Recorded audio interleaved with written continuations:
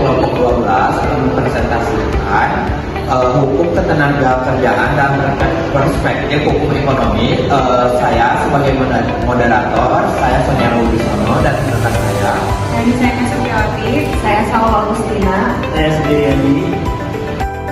Saya akan membahas awalnya tentang tenaga kerja atau pegawai itu sebagai yang memutarkan roda perekonomian yang paling penting selain konsumen dan juga produsen. Dengan itu, pemerintah membuat Undang-Undang Ketenagakerjaan Nomor 13 Tahun 2003. Itu mengatur tentang jam sostek dan juga mengatur tentang PHK. Jam sostek itu apa sih? Jam sostek itu jaminan sosial ketenagakerjaan, dan juga ada pemutusan hubungan kerja. Karena jika tidak ada undang-undang tentang itu, maka hak individu sebagai pegawai ataupun tenaga kerja akan disalahgunakan oleh individu-individu yang mempunyai jabatan tinggi. Nah, dengan banyaknya masalah di negara kita saat ini, banyak yang menanyakan juga tentang peran undang-undang tenaga pekerjaan ini, dikarenakan banyaknya orang yang menyalahgunakan undang-undang ini sebagai alasan untuk memerah para tenaga kerja, sehingga dari tahun 1997 untuk pertumbuhan ekonomi hanya mencapai angka rata-rata 7-8%, sehingga untuk tenaga kerja yang terserap hanya 400.000, dan dalam keadaan yang terbaru kita hanya bertumbuh. Untuk sekarang pertumbuhan ekonomi hanya mencapai angka rata-rata 3-4%, sehingga tenaga kerja yang diserap hanya 1,2 juta tenaga kerja, sedangkan untuk tingkat pengangguran kita setiap tahunnya ialah 2,6 juta per tahun. Dengan ini dapat disimpulkan bahwa pertumbuhan ekonomi di Indonesia bertumbuh dengan sangat lambat. Maka dari itu, untuk menurunkan pengangguran dan setengah pengangguran bisa dicapai lewat 3 asumsi dasar, yaitu pertama, pertumbuhan tenaga kerja rata-rata per tahun ditekan dari 2% pada periode 2000 sampai 2005 menjadi 1,7% pada periode 2005 sampai 2009. Demikian juga pertumbuhan angkatan kerja ditekan menjadi 1,9% pada periode 2005 sampai 2009 dari periode sebelumnya yang mencapai 2,4%. Kedua, pertumbuhan ekonomi ditingkatkan menjadi 6% pada periode 2005 sampai 2009 pada periode sebelumnya yang mencapai angka 4,1%. Ketiga, mempercepat transformasi sektor informal ke sektor formal, baik di daerah perkotaan maupun perdesaan, terutama di sektor pertanian, perdagangan, jasa, dan juga industri. Selanjutnya akan dijelaskan oleh rekan saya. Sini saya akan membahas sektor informal sebagai kartu penyelamat. Sektor informal, pencari pekerja, pekerja mandiri, sektor usaha mikro atau kecil adalah kartu penyelamat ekonomi di negara berkembang. Sektor ini terbukti mampu menampung sekitar 54-60% dari total angkatan pekerja yang ada. 54-60% tenaga kerja Indonesia bekerja di sektor informal. Kenapa disebut kartu penyelamat? Karena ketika sektor formal tidak mampu menampung pekerja, maka sektor informal masih bisa menjadi tempat masyarakat mencari nafkah. Nah, contohnya kayak ketika seseorang terkena PHK dari pabrik nih, ia masih bisa berjualan usaha kecil, berjualan makanan, atau menjadi pengemudi ojek. Nah, tanpa sektor informal, maka angka pengangguran akan jauh lebih tinggi. Muller Silalahi berpendapat bahwa cara terbaik mengatasi pengangguran adalah dengan menciptakan kesempatan kerja yang produktif dan menghasilkan pendapatan. Artinya, pemerintah tidak cukup hanya memberi uang, tetapi harus menciptakan pekerjaan yang dapat memberi penghasilan tetap bagi masyarakat. Misalnya kayak pelatihan kerja, program wirausaha, kredit usaha kecil, sama pembangunan UMKM. Nah, selanjutnya saya akan membahas tentang strategi intervensi Depnakertrans. Depnakertrans berfokus mengubah pola pikir masyarakat dari pencari pekerja, yaitu job seeker, menjadi pencari lapangan kerja, yaitu job creator. Strategi Depnakertrans. Depnakertrans, Departemen Tenaga dan Transmigrasi, memiliki strategi mengubah masyarakat dari job seeker menjadi job creator. Dari hanya mencari pekerjaan menjadi menciptakan pekerjaan. Nah, yang bisa dilakukan kayak pelatihan keterampilan, kayak contohnya menjahit, servis elektronik, komputer, tata boga. Nah, ada juga strategi utama, yaitu menyebarluaskan informasi wirausaha dan memberikan pelatihan kerja nyata bagi kelompok pemuda terdidik dan mandiri profesional. Ada juga penyebaran informasi kewirausahaan.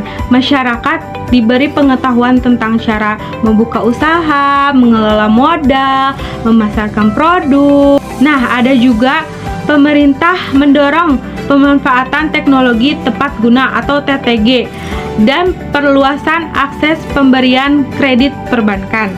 Teknologi tepat guna atau TTG, teknologi sederhana yang membantu usaha masyarakat. Contohnya kayak mesin penggiling padi, mesin pengering hasil pertanian, mesin pengolahan makanan. Nah, selanjutnya saya akan membahas tentang tantangan anggaran dan validitas data daerah. Anggaran penanggulangan pengangguran sangat minim. Tahun 2002 hanya 40-41 miliar, padahal idealnya butuh sekitar 1 triliun untuk program nasional seperti Sarjana Masuk Desa. Nah, dan dampak otonomi daerah membuat data potensi wilayah tingkat kelurahan atau desa jarang diperbarui atau diupdate. Tantangan anggaran dan validitas data daerah. Salah satu kendala utama pemerintah dalam mengatasi pengangguran adalah keterbatasan anggaran.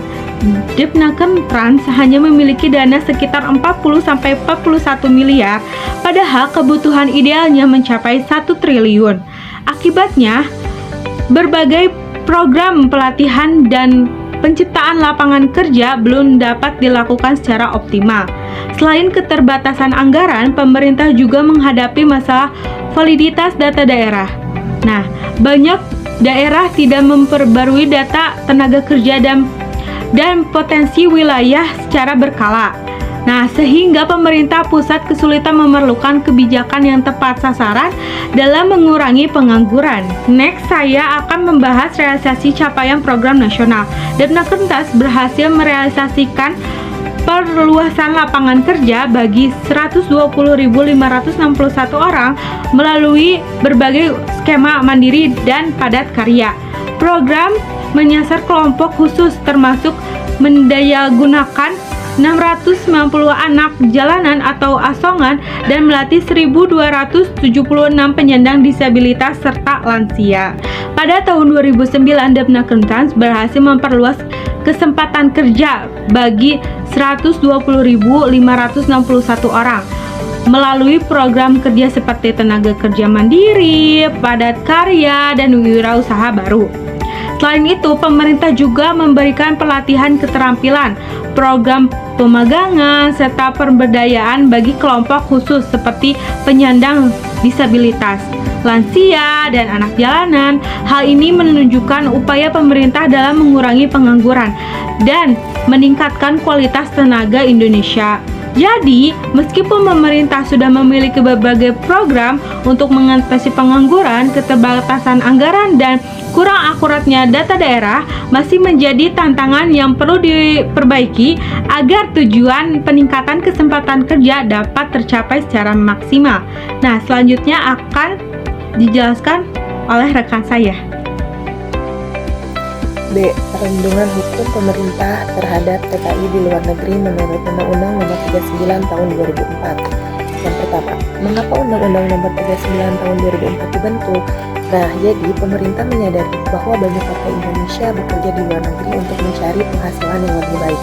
Namun, tidak sedikit dari mereka yang mengalami masalah seperti penipuan, kekerasan, bahkan perdagangan manusia.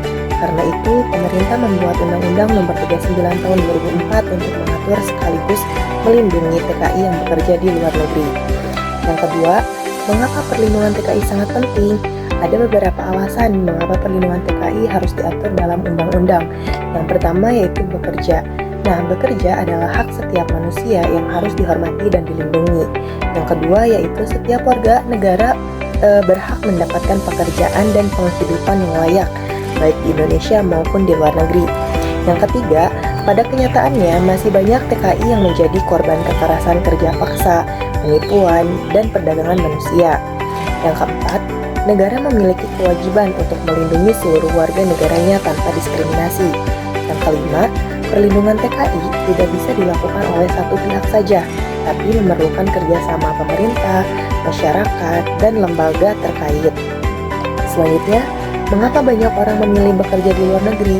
Nah, setiap orang membutuhkan pekerjaan untuk memenuhi kebutuhan hidupnya.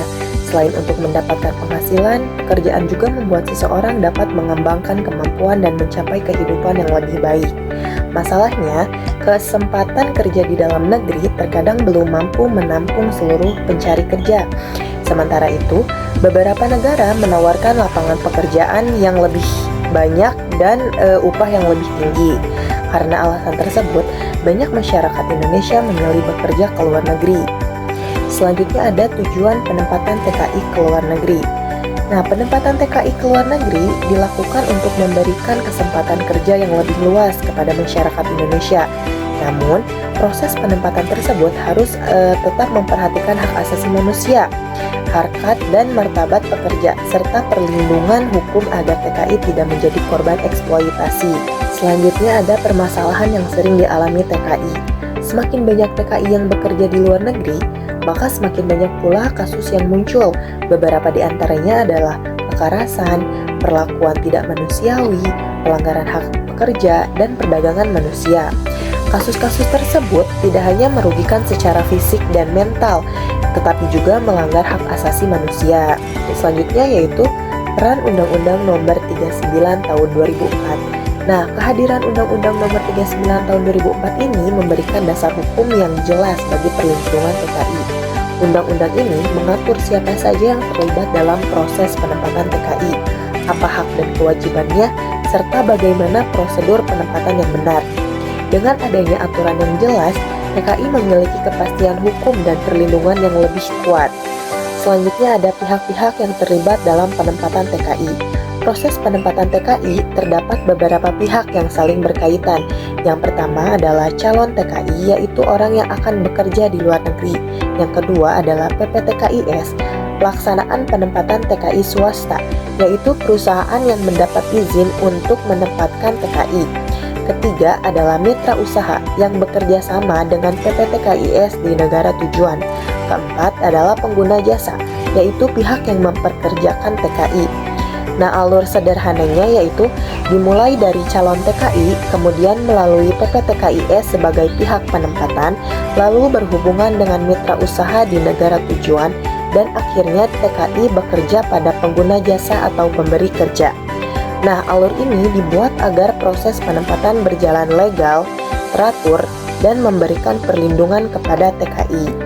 Selanjutnya ada pentingnya perjanjian dalam penempatan TKI. Sebelum TKI diberangkatkan, harus ada perjanjian tertulis yang mengatur hak dan kewajiban masing-masing pihak. Perjanjian ini penting karena menjadi bukti hukum apabila terjadi masalah di kemudian hari. Dengan adanya perjanjian, TKI mendapatkan kepastian mengenai pekerjaan, hak yang diterima, dan perlindungan yang diberikan. Selanjutnya ada prinsip perlindungan TKI. Pemerintah mengatur agar proses penempatan TKI dilakukan secara ketat dan sesuai prosedur. Hal ini bertujuan untuk mencegah pengiriman tenaga kerja secara ilegal yang dapat merugikan TKI maupun negara. Selain itu, proses yang jelas juga membantu mencegah terjadinya perdagangan manusia dan berbagai bentuk eksploitasi. Lanjut ke bagian C, yaitu bentuk lembaga penempatan tenaga kerja dan tata cara penempatan calon TKI yang akan bekerja ke luar negeri. Sini saya akan masuk ke pengertiannya, yaitu penempatan TKI merupakan kegiatan untuk mempertemukan tenaga kerja Indonesia dengan pengguna tenaga kerja di luar negeri. Kegiatan ini mencakup perekrutan, pelatihan, pengurusan dokumen, pemberangkatan, hingga pemulangan tenaga kerja. Lanjut ke perjanjian dalam penempatan TKI. Dalam proses penempatan terdapat beberapa perjanjian, yaitu yang pertama perjanjian kerjasama antara PPTKIS dengan mitra usaha atau pengguna jasa. Lalu ada perjanjian kerja antara TKI dengan pengguna jasa di negara tujuan. Di sini ada penjelasan mengenai PPTKIS. Yang pertama yaitu lembaga penempatan TKI. Penempatan TKI dapat dilakukan oleh pemerintah maupun PPTKIS yang telah memperoleh izin resmi dari Menteri Tenaga Kerja. Selanjutnya, syarat PPTKIS. PPTKIS harus berbentuk perseroan terbatas atau PT, memiliki modal dan dana jaminan yang cukup, serta menyediakan sarana, prasarana, dan pelatihan bagi calon TKI. Lalu ada penempatan untuk kepentingan perusahaan sendiri, yaitu perusahaan berbadan hukum Indonesia dapat menempatkan pekerjanya sendiri ke luar negeri dengan memenuhi persyaratan yang telah ditetapkan dan memberikan perlindungan kepada pekerja. Lalu yang terakhir, penjelasan tentang negara tujuan penempatan. TKI hanya dapat ditempatkan pada negara yang memiliki kerjasama dengan Indonesia atau memiliki peraturan yang memberikan perlindungan kepada tenaga kerja asing. Lanjut ke tahapan penempatan TKI. Di sini ada beberapa tahapan, yaitu yang pertama adalah perekrutan dan seleksi, yang kedua ada pendidikan dan pelatihan, yang ketiga ada pemeriksaan kesehatan dan psikologi, yang keempat ada pengurusan dokumen, kelima ada pembekalan akhir pemberangkatan, lalu yang terakhir adalah pemberangkatan ke negara tujuan. Yang terakhir ada persyaratan dan dokumen calon TKI. Calon TKI harus memenuhi syarat usia, pendidikan, dan kompetensi kerja. Selain itu, calon TKI wajib memiliki dokumen seperti KTP, ijazah, paspor, visa kerja, surat keterangan sehat, perjanjian kerja, dan juga KTKLN atau Kartu Tenaga Kerja Luar Negeri. Dengan itu kami simpulkan dampak krisis ekonomi 1997 membuat pertumbuhan ekonomi nasional melambat dan tidak mampu menampung ledakan angkatan kerja baru di dalam negeri.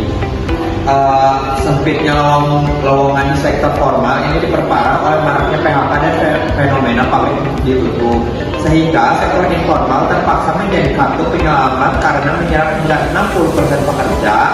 Keterbatasan lapangan kerja di luar negeri ini mulai memicu tingginya minat masyarakat untuk mencari nafkah di luar negeri sebagai TKI. Guna melindungi mereka dari ancaman kekerasan dan perdagangan manusia, negara akhirnya mengintervensi lewat Undang-Undang Nomor 39 Tahun 2004 dengan memperketat izin perusahaan penyalur serta mewajibkan syarat kompetensi dan juga dokumen resmi demi memastikan warga negara mendapatkan hak atas pekerjaan yang aman dan bermartabat.